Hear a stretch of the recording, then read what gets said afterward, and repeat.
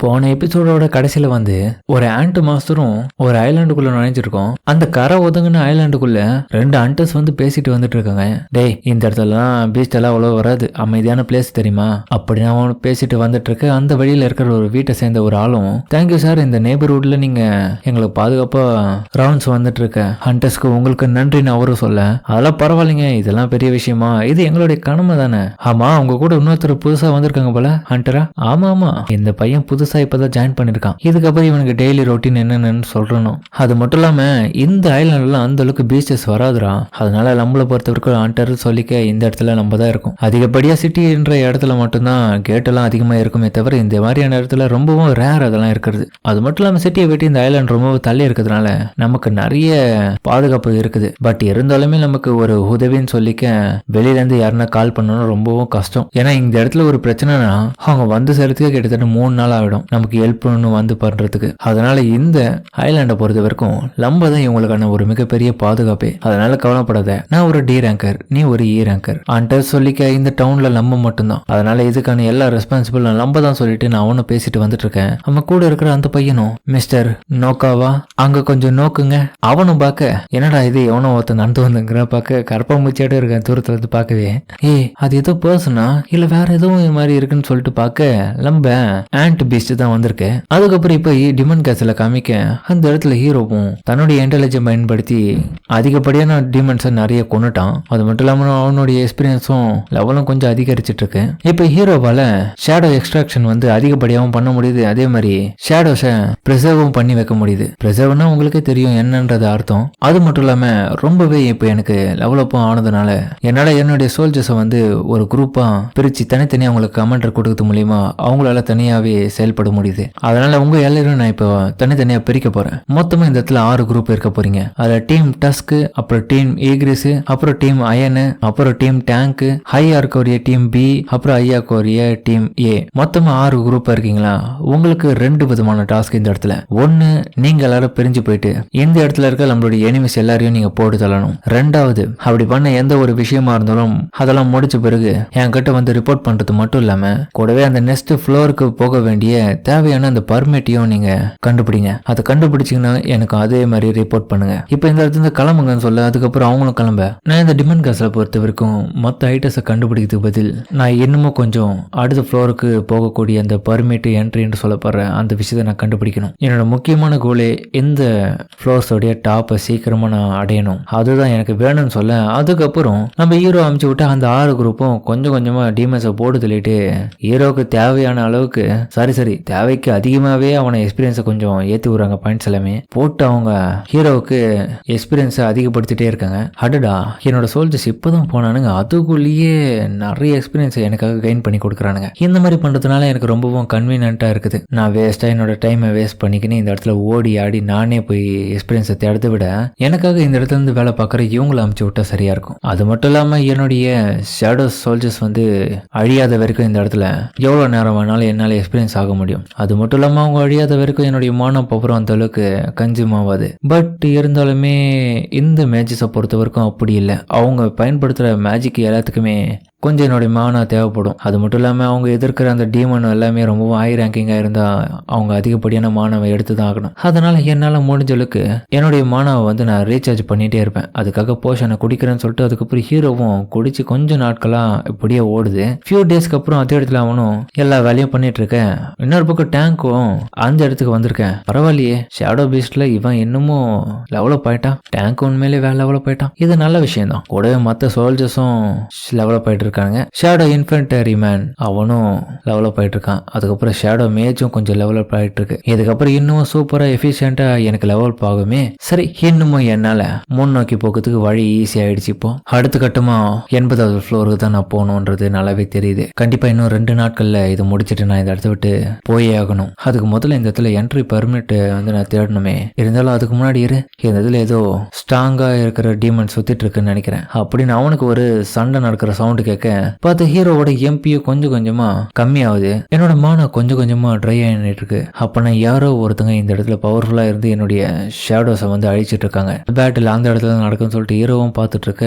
இருந்தாலுமே என்னுடைய சோல்ஜர்ஸால இன்னமும் ரீஜெனரேட் ஆக முடியாது சீக்கிரமா. அப்ப அதை விடவும் இன்னும் ஸ்ட்ராங்கா இருக்கவங்க யாரா இருக்கும்? அப்ப அந்த இடத்துல எதிர்க்கிறது அயனோட குரூப்பா? இருந்தாலுமே அயன் அந்த இருக்கானா அவனை விட பவர்ஃபுல்லான ஆளா? ஹீரோ இந்த மாதிரி யோசிச்சுட்டு இருக்க. இன்னமும் அவனுடைய எம்பி வந்து இன்னமும் கம்மியாயிட்டே தான் இருக்குது. எப்படியா விட்டனா எனக்கு வேற வழி இல்ல. என்னுடைய ஷேடோஸ் திரும்பி வர வைக்கிறேன்னு சொல்லிட்டு எல்லாரையும் திரும்பி வர வைக்க அடுத்த நாள் ஹீரோ ஒரு பிளான போடுறான். அடுத்த கட்டமா இந்த இடத்துல எந்த டீமன்ஸ் வந்து என்னுடைய ஷேடோ ஆர்மியை வந்து அழிச்சதுன்றத அவங்களை எதிர்க்கிறதுக்கு மட்டுமே இப்போ தனியா பிளான் போடுறான். டீம் பி அண்ட் டிகிரிஸோடைய குரூப் வந்து பேக் டு பேக் லாஸ் ஆயிட்டாங்க. அப்பனா கண்டிப்பா எந்த இடத்துல இருக்க ஏதோ ஒரு டீமன் வந்து இந்த ஃப்ளோர்லயே ரொம்ப ஸ்ட்ராங்கா இருக்குது. அதுதான் இந்த வேலையை பார்த்துருக்கணும். பட் இருந்தாலும் எப்படி அமைதியா இருக்குங்க. டஸ்க் டீம் வந்து நல்லாவே பண்ணாங்க.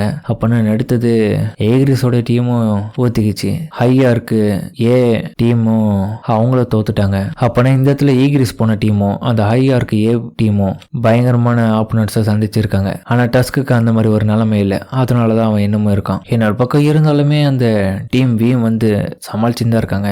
அப்ப இந்த இடத்துல என்னுடைய ஆப்போனன்ட் நானே சூஸ் பண்ணி போறேன். என்னுடைய அடுத்த டார்கெட் அப்படின்னு சொல்லிட்டு இன்னொரு பக்கம் டேங்கோடைய டீம் கூட ஹீரோவும் அந்த இருந்து கிளம்புறான். இன்னொரு பக்கம் டேங்கோடைய டீமை வந்து முன்னோக்கி அனுப்பி வச்சுட்டு இப்போ இன்னொரு பக்கம் தன்னுடைய ஸ்டெல்த் எபிலிட்டியை பயன்படுத்தி மறைஞ்சிருக்க. அப்ப பார்த்தா அந்த இடத்துல டீமன்ஸோடைய கூட்டமும் வேட்டையாடி சமூகம் மாதிரி வந்துட்டு இருக்கானுங்க. ஹீரோவும் அந்த இடத்துல டீமன் நோபுலும் கூடவே 3 டீமன் நைட்ஸும் இருக்குது. இந்த பக்கம் டேங்கோட டீமும் அந்த இடத்துல அதுங்களை பார்த்துட்டு சண்டை போட போக அந்த நைட்ஸ் எல்லாருமே இதுங்களை ஈஸியா போட்டு தள்ளுதுங்க. என்ன காரணம்? என்னோட சோல்ஜர்ஸால அவ்வளவு சீக்கிரத்துல ரீஜெனரேட் பண்ண முடியல அப்படின்னு ஹீரோவும் ஒரு பக்கம் பார்த்துட்டு இருக்க.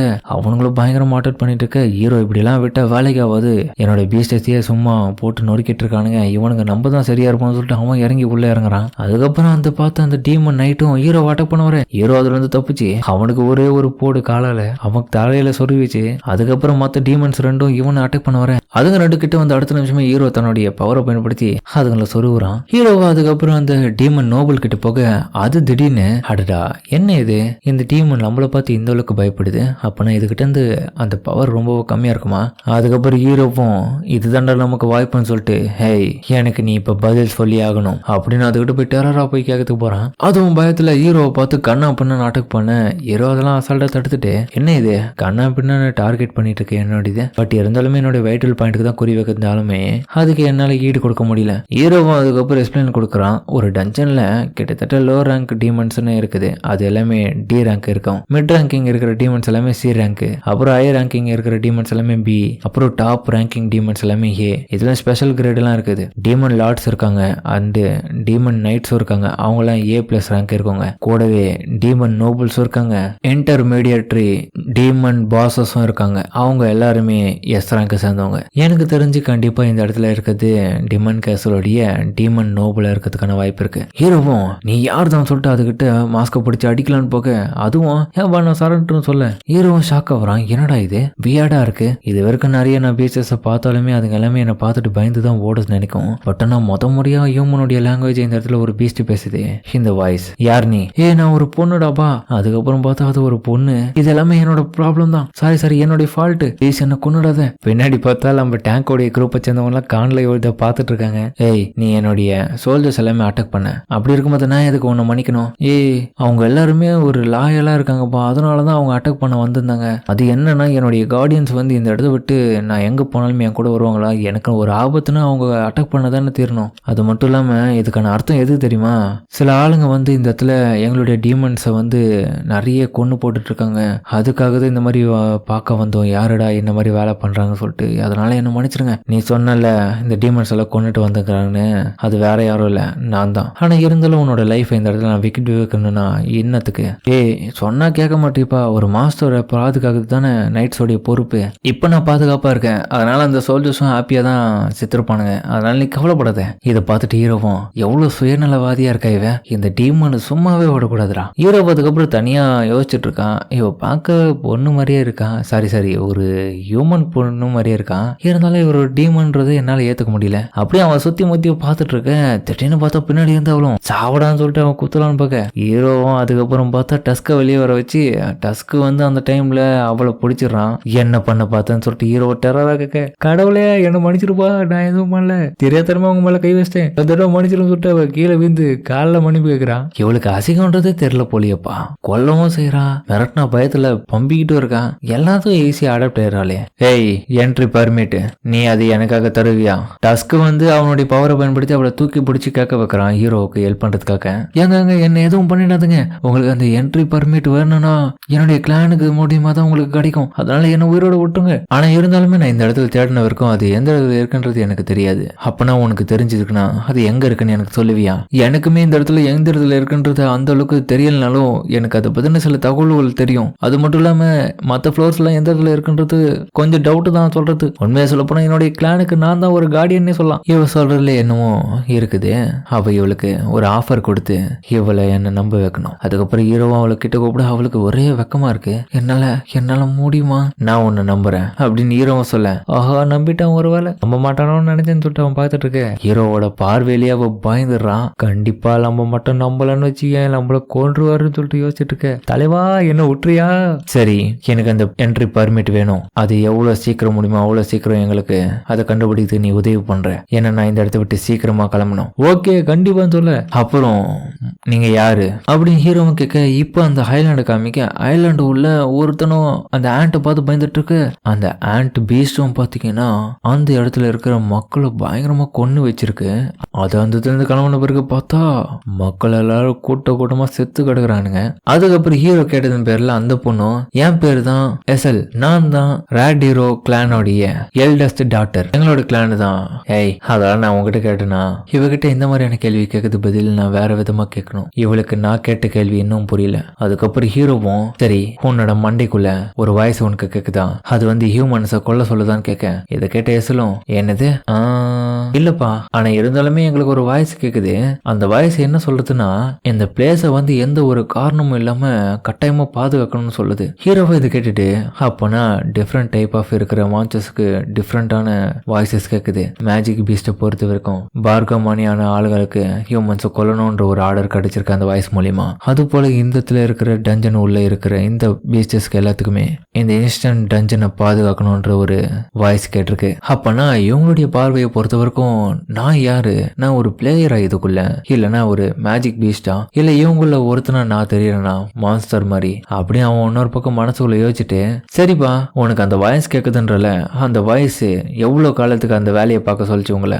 எவ்வளவு காலத்துக்குலாம் அந்த வாய்ஸ் எங்களை சொல்லல, இதே இடத்துல தான் வேலை பார்க்க சொல்லிச்சு எங்களுக்கானது. என்னது இதே இடத்துல வேலை பார்க்க சொல்லிச்சா? அப்படி ஈரம் வந்துச்சு அவன். இது கண்டிப்பா எனக்கான ஒரு க்ளூவா இருக்கும். சரி ஓகே, இந்த இடத்த பொறுத்த வரைக்கும் அந்த சிஸ்டம் இவங்களை இந்த இடத்துலயே வேலை பார்க்க வச்சிருக்கு. அப்ப இந்த டஞ்சனை பராமரிக்கிற வேலையா, கூடவே இதை பாதுகாக்கணும்னு வேற சொல்லியிருக்காங்க. ஹீரோவும் சரி இந்த கேசல்குள்ளேயே நீங்க எப்படி வேலை பார்த்துக்கணும் வாழ்ந்துட்டு இருக்கீங்க, அதான் புரியல. அது ஏன்னா எங்களுடைய டீமன் ரிலியம்ன்ற ஒரு விஷயம் ஒரு நாள் நடக்குமா, அது வரைக்கும் இந்த இடத்துல பாதுகாக்க சொல்லி வேலை பார்க்க சொல்லியிருக்காங்க. அதான் அந்த வாய்ஸ் மூலியமா. என்னது டீமன் ரிலியமா, அது என்னது, அதை பத்தி கொஞ்சம் சொல்லுன்னு அவனும் கேட்க, அதுக்கப்புறம் பார்த்தா அந்த பொண்ணுக்கு திரும்பவும் கிளிச்சு ஒன்று ஏற்படுது. இந்த கிளிச்சை நான் எபிசோட்லயும் சொல்லியிருப்பேன், அது மட்டும் இல்லாம நிறைய சீன்ஸ்ல நீங்களும் பார்த்துருப்பீங்க. இப்ப அந்த பொண்ணும் நாங்க இந்த இடத்துல எதுக்குன்னா அந்த ஒரு வாருக்காக ப்ரிப்பேர் ஆயின்னு இருக்கோம் அப்படின்னு ஒரு மாதிரி அவளும் சொல்ல, ஹீரோவும் என்னது வாரா, எந்த மாதிரியான வாரு? ஆமா வாரு தான், நாங்க ஒரு வாருக்காக இந்த இடத்துல ரெடி ஆயிட்டு இருக்கோம். அதுவும் இந்த டீமன் ரேஸை சேர்ந்தவங்க எல்லாருமே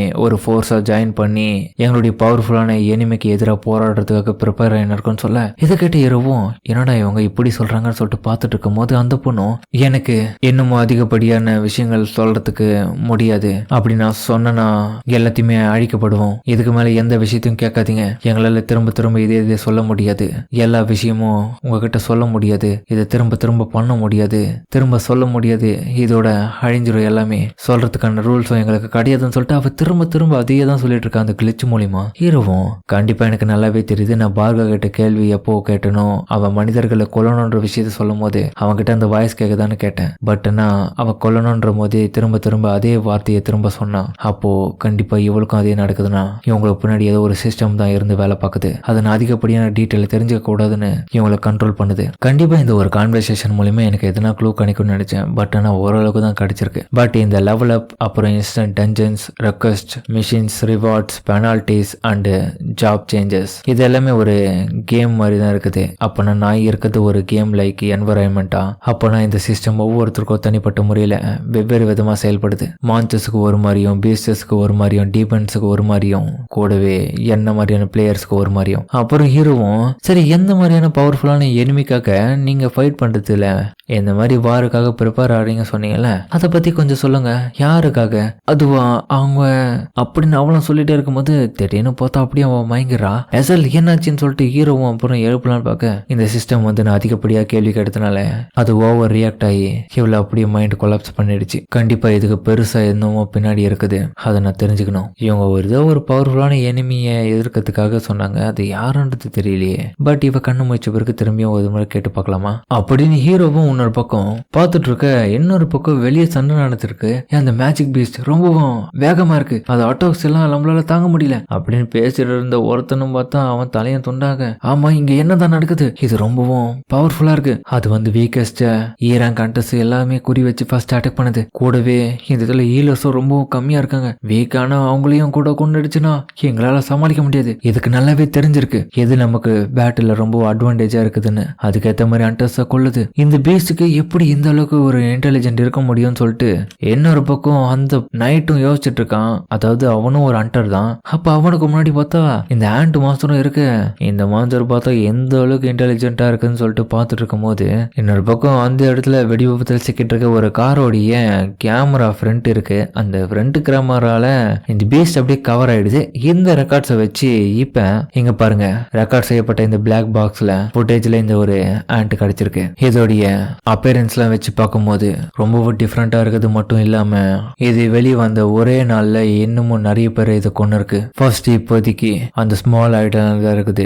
பட் அடுத்த கட்டத்துல வேற வேற ரீஜன் இருக்கு, அது கொஞ்சம் கொஞ்சமா வந்துட்டு இருக்கு. அதனால முடிஞ்ச அளவுக்கு அந்த ஐலாண்ட்ல இப்போ மிகப்பெரிய ஆபத்துல இருக்கு. பட் இருந்தாலுமே அங்க இருக்கிற அண்டர்ஸ்க்கு நம்ம நன்றி சொல்லி ஆகணும். நிறைய பேர் ரெஸ்பான்ஸ் பண்ணி எமர்ஜென்சி கால்லாம் பண்ணி உதவி கேட்டிருக்காங்க. அதுல இருந்து நமக்கு நிறைய தகவல் கிடைச்சிருக்குன்னு சொல்லிட்டு மேனேஜர் ஓவும் இப்போ அசோசியேஷன்ல சொல்லிட்டு இருக்காரு. கூடவே இப்போதைக்கு 4 E ரேங்க் ஹண்டர்ஸ், அப்புறம் ஒரு D rank healer and 1 C rank leader இப்போதைக்கு பேட்டில் ஃபீல்ட்ல இறந்திருக்காங்க. பட் ஆனா இப்போதைக்கு ஒரு A ரேங்க் ஹண்டர் அதுல ஜாயின் பண்ணியிருந்தா இன்னைக்கு சக்சஸ்ஃபுல்லா அதை முடிச்சிருக்க முடியும்னு ஒரு நம்பிக்கை இருக்கு. சரி அதெல்லாம் விட்டு தள்ளுங்க, இப்போதைக்கு ஆக வேண்டிய வேலையை பாருங்க. நம்ம A ரேங்க மட்டும் அனுப்பிச்சா வேலைக்கு ஆகுமா? அது ரொம்பவும் இன்டெலிஜென்டா இருக்க மாதிரி தெரியுது. அப்பனா இப்ப நம்ம அனுப்புற படம் பத்தாது. ஏன்னா கிட்டத்தட்ட அந்த ஆண்ட் வந்து 294 சிவிலியன்ஸை கொண்டு இருக்கு. டோன்டல் ஹண்டர்ஸ் அவங்க மட்டும் கிடையாது, ஒரு 108 பேர்கிட்ட அதையும் கொண்டிருக்காது. அதனால இது ரொம்பவும் டேஞ்சர்னே சொல்லலாம். பட் இருந்தாலுமே ஜாப்பனீஸ் ஹண்டர்ஸ் எல்லாம் அசோசியேஷன்ல ரிப்போர்ட் பண்ணியிருக்காங்க. ரிப்போர்ட்ஸ் படி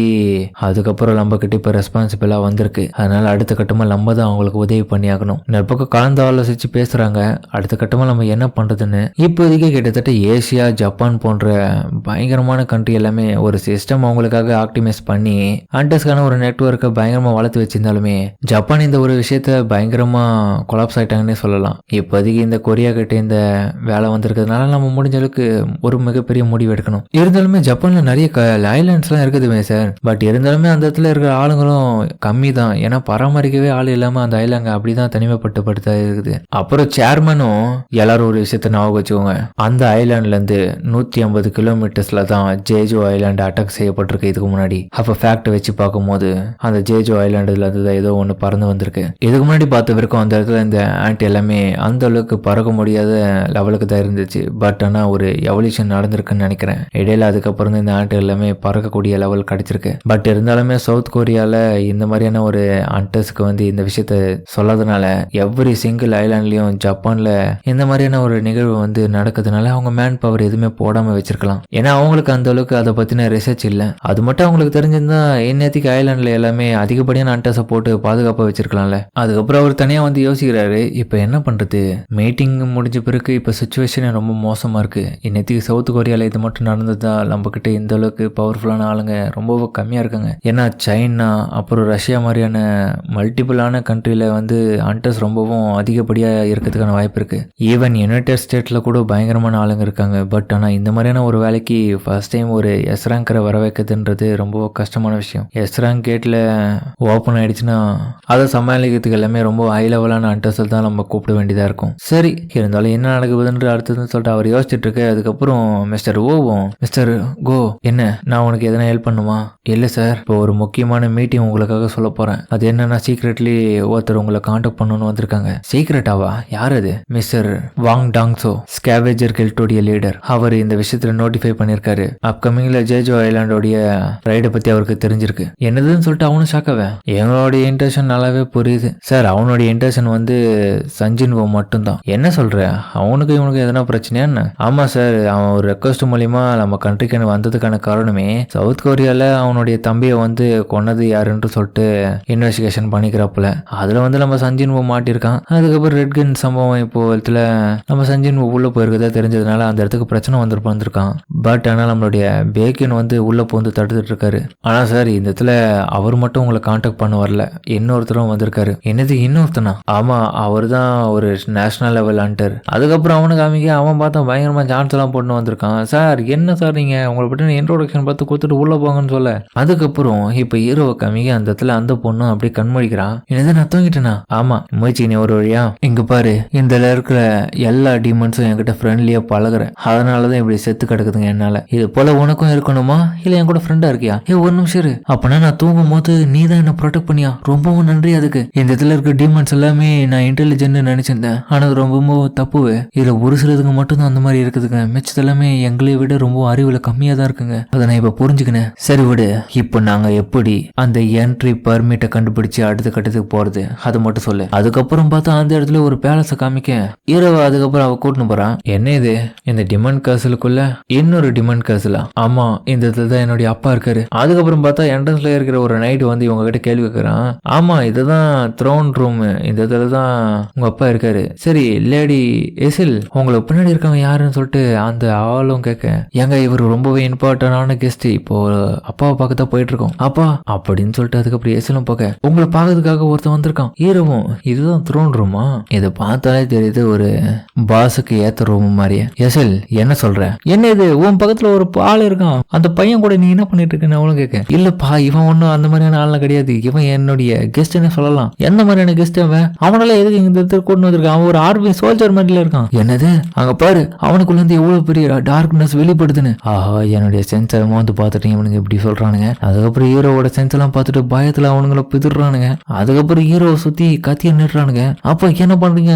இவன் ஒன்னும் அவ்வளவு மோசமான ஆள்லாம் கிடையாது. ஹீரோவும், நான் எஸ்எலுக்கு ப்ராமிஸ் பண்ணிருக்கேன், இந்த இடத்த விட்டு போற வரைக்கும் நீ எதுவும் யாரையும் என்னவும் பண்ண மாட்டேன்னு. பட் ஆனா அவ எனக்கு ஹெல்ப் பண்றேன்னு சொல்லியிருக்கா. அதாவது அந்த என்ட்ரி பர்மிட் கிடைக்கிறதுக்காக. உண்மையா சொல்ல போனா இந்த இடத்துல இருக்க டீமன்ஸ் இவனுங்க எல்லாருமே நான் கொஞ்ச நேரத்திலேயே போட்டு தள்ளுவேன். பட் ஆனா இந்த ஃப்ளோர்ஸை விட்டு நான் அடுத்த கட்டத்துக்கு போறதுக்காக இவனுங்களை இப்படியே விட்டு வச்சாதான் கரெக்டா இருக்கும். உண்மையா சொல்ல போனா இவனுங்க தான் இருக்கிறதுல இந்த இடத்துல வீக்கஸ்டான கிளான சேர்ந்தவங்களா. ஏன்னா இதுக்கு முன்னாடி நான் பார்த்த வல்கன் அண்ட் மேட்டோஸ் எல்லாமே ரொம்ப பவர்ஃபுல்லா இருந்த மாதிரி இருந்துச்சு. அதுக்கப்புறம் எஸ்எலோடைய அப்பாவும், அப்பனா உனக்கு இந்த இடத்துல என்ட்ரி பர்மிட் வேணுமா, அதுக்காக தான் இந்த இடத்துக்கு வந்தியா? அதுக்கப்புறம் ஹீரோவும் எஸ்எல் மேல கை வச்சுட்டு, அது மட்டும் இல்லாம எனக்கு இன்னொரு ரெக்வஸ்ட் இருக்கு உங்ககிட்ட. ஹீரோ இன்னொரு பக்கம் யோசிக்கிறான். எனக்கு இந்த இடத்துல அடுத்த கட்ட ஃப்ளோர்ஸ்க்கு போறதுக்கு பதில் எனக்கு அந்த அளவுக்கு தெரியாது. பட் ஆனா இந்த இடத்துல இருக்கிற எஸ்எலுக்கு வந்து அதிகப்படியாவே தெரிஞ்சிருக்கு. அதுக்கான என்ட்ரி பர்மிட் எல்லாமே அடுத்த ஃப்ளோருக்கு போறதுக்கு அவருக்கு தெரிஞ்சிருக்குன்னா கண்டிப்பா நான் டாப்புக்கு போறதுக்கு அவ உதவி பண்ணுவான். அதனால எனக்கு ஒரு கைடன்ஸ் தேவை. மேபி நான் தப்பா வேணா இவங்க புரிஞ்சிட்டு இருக்கலாம். அப்படின்னு இன்னொரு பக்கம் ஹீரோ மேல கை வச்சு பாக்குதுல அவ இன்னொரு பக்கம் வெக்கமா இருக்கு. அவங்க அப்பாவும் பார்த்துட்டு காண்டா வர்றாரு. ஹீரோவும் ஆஹா காண்டாயிட்டாரு அப்படின்னு சொல்லிட்டு கை அவ மேல இருந்து எடுக்கிறான். அதுக்கப்புறம் ஹீரோவை சாப்பிட்றதுக்காக அவர் வர வச்சிருக்காரு. என்னது, கைடன்ஸ்க்காகவா? அப்பனா உனக்கு தேவை அந்த என்ட்ரி பர்மிட் கூடவே அடுத்த கட்ட ஃப்ளோருக்கு தேவையான ஒரு கைடன்ஸ். எனக்கு தெரிஞ்சு எஸ்எல்ல வந்து என் கூட அனுப்புவாரா மாட்டாரா? கண்டிப்பா அனுப்புவார்னு நினைக்கிறேன். நான் நினைக்கிறத பார்த்தாலே என்னோட பக்கம் அவர் மனசுல யோசிக்கிறாரு. என்னோட ப்ரைடை விட்டுட்டு இந்த ஹியூமன் கிட்ட நான் நெகோசியேஷன் பண்ணணுமா? ஆனா இருந்தாலுமே இந்த ஹியூமன் கிட்ட மிஸ்டரியான ஒரு விஷயம் அடங்கி இருக்குது. ஏன்னா இவங்கிட்ட நிறைய டார்க் சோல்ஜர்ஸ் எல்லாம் இருக்கிற மாதிரி எனக்கு தெரியுதுனால பேட்டில் ஃபீல்டுல நமக்கு உதவியா இருந்தாலும் இருப்பான். பட் பட் இருந்தாலும் இவனை நம்மளுடைய டாக்டர் பக்கத்தில் வச்சுக்கிறது ரொம்ப டேஞ்சரஸான விஷயமா இருக்காலும் வேற வழி இல்லை. ஏங்க எனக்கு கைடன்ஸுக்கு மட்டும்தான் அவளை வர சொல்கிறேன், மற்றபடி வேற எதுவும் கிடையாது. அதனால முடிஞ்சளவுக்கு நீங்கள் ஹெல்ப் பண்ணீங்கன்னா அதுவே எனக்கு போதும். அது மட்டும் இல்லாமல் உங்களுடைய டாக்டர் பற்றி நீங்கள் கவலைப்படுறீங்க, எந்த மாதம் அவளை அட்டாக் பண்ணாமல் நான் பார்த்துக்கிறேன். அதுக்கப்புறம் அந்த கிங்கும் சரி ஓகே இந்தா அப்படின்னு சொல்லிட்டு ஒருத்தனை வர வச்சு அந்த என்ட்ரி பர்மிட்டோடைய ஸ்க்ராலை வந்து ஹீரோ கிட்ட கொடுக்குறாங்க. இது இன்னமும் அப்பர் ஃப்ளோர்ஸுக்கெல்லாம் இதை எடுத்துன்னு போயிட்டு காட்ட முடியாது. அப்படின்னா இன்னும் ஒவ்வொரு ஃப்ளோர்ஸ்லயும் அதிகபட்ச டீமன்ஸோடைய கிளான்ஸ் இருக்கிறதுனால அதுங்களை நான் மேனேஜ் பண்ணி அதுங்க கிட்ட இருந்து இந்த என்ட்ரி பர்மிட்டை வாங்கி ஆகணும். ஹீரோவும் அதுக்கப்புறம் சரிப்பா நான் இந்த இருந்து கிளம்புறேன் ஓகேன்னு சொல்லிட்டு அவளும் சொல்ல, திடீர்னு ஹீரோக்கு ஒரு மெசேஜ் வருது, நீங்க இந்த டீமன் நோபுல வந்து உங்களுடைய பார்ட்டியில ஜாயின் பண்ணிக்கணும். என்னது பார்ட்டியா? சிஸ்டம் இதுக்கு இப்படி என்ன கேக்குது? என்னுடைய எக்ஸ்பீரியன்ஸ் பாயிண்ட் எல்லாம் இந்த பார்ட்டிக்கு மெம்பர்ஸ் கூட ஷேர் பண்ணிக்கணுமா? ஏன்பா இதுக்கப்புறம் பேட்டில் ஃபீல்டுக்கு நான் போறதுக்கான வாய்ப்புகள் நிறைய இருக்கு, அதனால நீ என் கூட ஜாயின் பண்ணிக்கிறியா? என் கூட சேர்ந்து ஃபைட் பண்றதுக்கு தயாரா இருக்க தானே? கவலைப்படாத, உனக்கு என்ன நடந்தாலும் நான் பாத்துக்கிறேன்னு சொல்ல, சரி ஓகே நான் வைக்கப்பட்டு சொல்லேன். அதுக்கப்புறம் அவங்க அந்த இடத்துல இருந்து கிளம்ப ஹீரோவா அதுக்கப்புறம் வரும்போதே, என்ன எசல் நீ எந்த ஒரு குதிரை மாதிரியும் வரல? இல்ல இப்போ ஒரு நம்ம பார்ட்டி மெம்பர்ஸ்னால அடுத்தது ஃப்ளோர்ஸ்க்கு போறதுக்கு குதிரை எல்லாம் நான் என்னால பயன்படுத்த முடியாது. அது மட்டும் இல்லாம உங்க கூட நான் இப்போ ஒரு ஹெல்ப்பரா தான் வந்துட்டு இருக்கேன். அது மட்டும் இல்லாம ஒரு நிமிஷம் வெயிட் பண்ணுங்க சின்பு, இது எங்களுடைய ஸ்பெஷலான லிக்கர், என்னுடைய அப்பா வந்து இதை ப்ரிப்பேர் பண்ணி கொடுத்துருக்காரு. அதாவது ஒவ்வொரு கிளானுக்கும் இதை கொடுக்கறது மூலியமா அவங்க கிட்ட நம்ம நெகோசியேஷன் ஈஸியா பண்ணிக்கலாம். எதுக்கு? அதங்க நெகோசியேஷன் ஈஸியா பண்றது மூலியமா அவங்களுக்கான பர்மிட் என்ட்ரி வண்டி ஈஸியா கொடுத்துருவாங்களே. அப்பனே இந்த சரக்கு அவங்க கிட்ட கொடுத்து நெகோசியேஷன் பேச சொல்றியா? ஆமா சார், இந்த இடத்துல டீமன் ரெலிம்ஸ் எல்லாத்துக்குமே இந்த வாருக்காக தான் நாங்க காத்துட்டு இருக்கோம். அதுக்காக நாங்க எல்லாம் ஒரு நல்ல நண்பர்களா இருக்கிற கிளானா இருக்கிறதுனால கொஞ்சம் ரெஸ்பான்சிபிள் இருக்குல்ல. சொல்றது நல்லாவே எனக்கு புரியுது, பட் நான் வெயிட் பண்ணிப்பாரு, நான் என்னுடைய வழியில நெகோசியேஷன் பண்றேன். ஹீரோவும் அதுக்கப்புறம் அந்த இடத்துல கிளம்ப, அதுக்கப்புறம் ஹீரோவும் ஃபிளேம்ஸையும் அவனோட மற்ற எபிலிட்டிஸ் எல்லாமே அந்த கிராஷ் கிளான்ஸோடைய கேசல்ல பயன்படுத்த சில நிமிட்ஸ்லயே பெரிய சம்பவம் அந்த இடத்துல நடக்குது. கூடவே இந்த ஹண்டர் அசோசியேஷன்ல அமெரிக்கால இருந்து ஒருத்தன் வந்திருக்கான் ஹண்டரா. பார்த்து ரொம்ப நாள் ஆச்சுப்பா, இருந்தாலும் கவலைப்படுறீங்க, என்னோட இங்கிலீஷ் உங்களுக்கு கொஞ்சம் கொஞ்சம் புரியும் நம்புறேன். ஆமா உங்களுக்கு உண்மையிலேயே இந்த இடத்துல சவுத் கொரியனுடைய 10th எஸ் ரேங்கர் சஞ்சின்வோ எங்க இருக்கான்றது தெரியுமா? அவனை பத்தி எங்களுக்கு நல்லாவே தெரியும், பட் ஆனா எங்களுடைய சர்வேலன்ஸ் டீம் வந்து அவனை அந்த அளவுக்கு கண்காணிக்க முடியாது, அவன் எந்த இடத்துல இருக்கான்றது எங்களுக்கு தெரியாதுன்னு சொல்ல, நீங்க சொல்றதை நான் எப்படி நம்புறது? ஏன்னா அவன் சவுத் கொரியன் ஹண்டர்ஸ் அசோசியேஷன்ல ரிஜிஸ்டர் பண்ணிருக்கான், அதனால அவனுடைய லொகேஷனை நாங்க வெளிப்படையா யாருக்கிட்டே சொல்ல முடியாது. அவன் வெளியே வந்தானா அதுக்கப்புறம் உனக்கே தெரிய வரும். அதனால இந்த இடத்துல இருக்கிற ஹண்டர்ஸை நாங்க முட்டாளாக்க விரும்பல, அதுவும் நேஷனல் லெவல் ஹண்டரை நாங்க ஏமாத்தணும்ன்றது எங்களுக்கு ஒன்றும் அவசியம் இல்லைன்னு சொல்ல, ஓ அந்த அளவுக்கு பயம் இருக்கா என் மேல? அப்புறம் இன்னொரு விஷயத்தை கேள்விப்பட்டேன், ரீசெண்டா வாங் டாங்ஸோட இந்த இடத்துக்கு வந்துட்டு போயிட்டானே, அவனும் தானே ஒரு எஸ் ரேங்கர். இதை கேட்டு கோ சேர்மனும் எதுக்காக அவன் டாங்ஸோ பத்தி கேட்கறான். இருந்தாலுமே அவன் இப்போ அமெரிக்கால தான் இருக்கான், ஒருவேளை அவனுக்கு எதனா இவன் பிரச்சனை கொடுக்குறானா? சேர்மன் கோவும் இருந்தாலுமே நீ சஞ்சின்வோ டாங்ஸோ இவங்க எல்லாருமே எங்களுடைய சவுத் கொரியன் ஹண்டர்ஸ்ல இருக்கவங்க, முடிஞ்ச அளவுக்கு அவங்கள பத்தின பல தகவல்களை நாங்க சொல்ல முடியாது, இதெல்லாமே எங்களுடைய அசோசியேஷனுடைய சீக்ரெட்ஸ், அதை கண்டிப்பா நீங்க புரிஞ்சுப்பீங்க நம்புறேன். இல்ல எங்களுக்கு அவன் மேல எந்த விதமான பிரச்சனையும் கிடையாது, பட் ஆனா அவங்கள பார்க்கணும் அது மட்டும் தான். இருந்தாலுமே நீ கேட்ட அந்த 2 பேரும் இந்த இடத்துல இல்ல, பரவாயில்ல நீங்க இந்த அளவுக்கு என்கிட்ட பேசுறதுக்கே ரொம்ப நன்றி.